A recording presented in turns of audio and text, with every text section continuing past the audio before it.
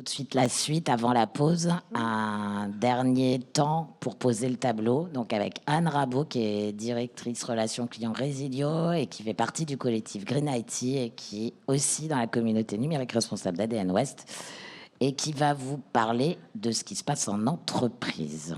Anne, tu as 20 minutes. Merci Safia. Et tu peux enlever ton masque si tu souhaites. Oui, il y a pas mal de cas Covid qui se rapprochent, donc je vais le garder. Vous m'entendez bien ? Donc effectivement, Raphaël et Vincent ont un peu dressé le portrait, et puis moi je vais faire la transition avec les témoignages qui vont avoir lieu après. Si on peut passer, c'est moi du coup qui fais ça. Donc effectivement, je suis directrice de la relation client de Resilio, qui est une nouvelle entreprise qui vient de se créer pour faire de la formation, du conseil et des audits environnementaux. Et je suis également experte au sein du collectif greenIT.fr, qui est un collectif d'experts indépendants qui propose aussi des formations, de la sensibilisation du grand public et des élus à travers des plaidoyers, et qui propose aussi des audits environnementaux multi-critères et multi-étapes de cycle de vie, comme l'a présenté Raphaël tout à l'heure.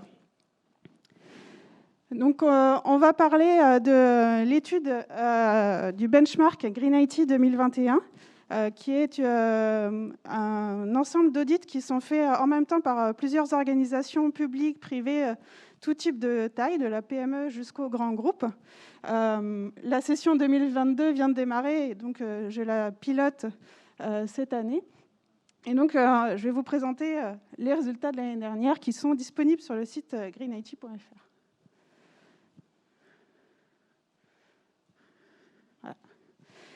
Donc, le principal enseignement, c'est que le numérique au bureau représente 27% de notre budget gaz à effet de serre soutenable. C'est-à-dire, si on veut respecter les accords de Paris, plus sur la base de 1,7 tonnes équivalent CO2 par an, donc d'émissions possibles pour rester à plus 1,5 degré.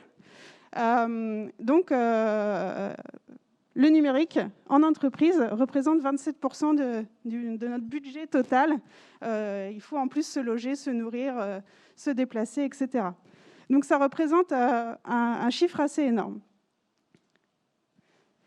Donc, de quoi on parle quand on parle numérique au bureau? On va parler des postes de travail, de l'impression, du réseau, des data centers. Raphaël l'a expliqué tout à l'heure.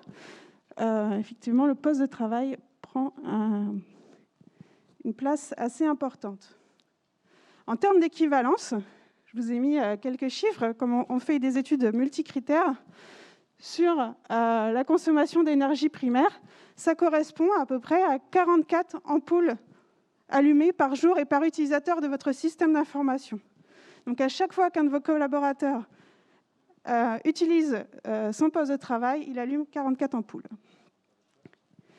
À chaque fois que vos collaborateurs ou collaboratrices utilisent votre système d'information, il émet l'équivalent de 20 km en voiture en termes de gaz à effet de serre.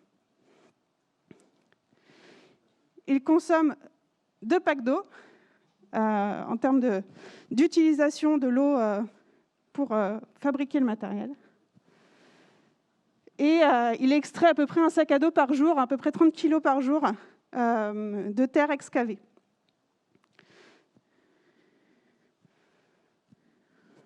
Ça passe pas à chaque fois les slides.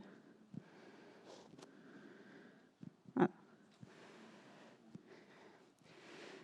Donc, les grands enseignements du benchmark, c'est que vos utilisateurs ont à peu près 2,5 équipements par utilisateur, qui représentent, suivant les indicateurs, entre 44 et 70% des impacts environnementaux. En comparaison, les équipements d'infrastructure sont 10 fois moins nombreux, mais sont beaucoup plus impactants. Il y a eu beaucoup d'efforts de fait sur les data centers ces dernières années.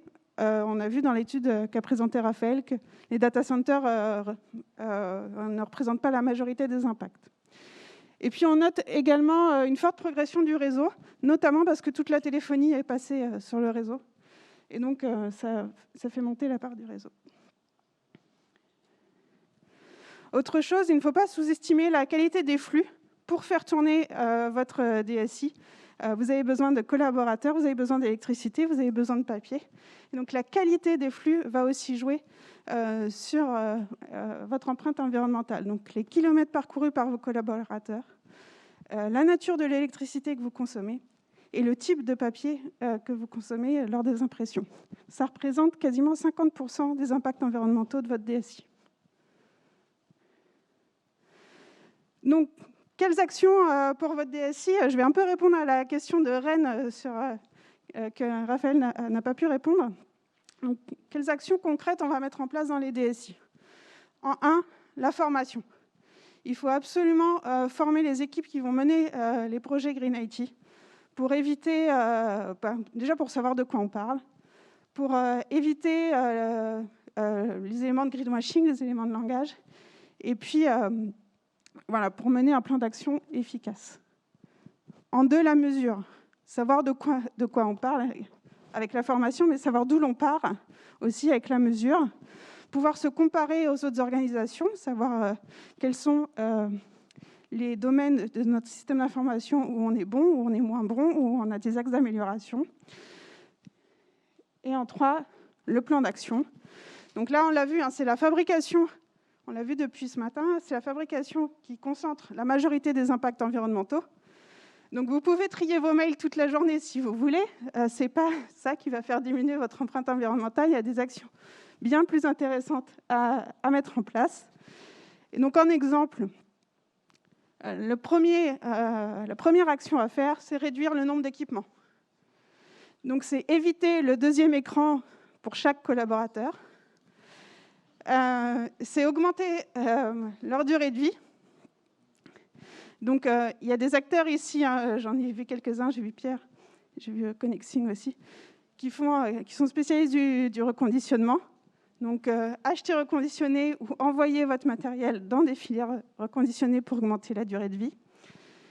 Et en 3, améliorer leur efficacité. Donc, aujourd'hui, on a des équipements labellisés. Sur le réseau, notamment, ça n'a pas été beaucoup travaillé ces dernières années. Donc, il y a encore pas mal d'améliorations qui peuvent être faites sur le réseau, avec des mises en veille facilitées, Energy Efficiency Ethernet, et des labels comme HRAE qui permettent de supporter des chaleurs plus importantes dans les data centers.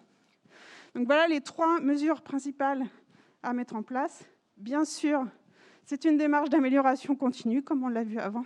Donc, une fois que vous avez fait tout ça, vous n'êtes pas arrivé, vous devez constamment vous améliorer. Donc, voilà, mettre un plan d'action qui puisse vivre dans le temps et avoir une gouvernance qui puisse suivre tout ça. Donc, je vous invite à agir rapidement pour diminuer votre empreinte environnementale si nous voulons tous collectivement respecter les accords de Paris. Merci.